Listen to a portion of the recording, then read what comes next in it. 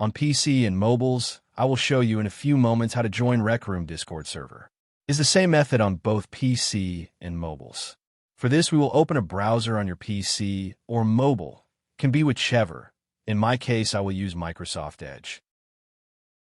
Now click on the URL bar and type this URL to be able to join this Discord server.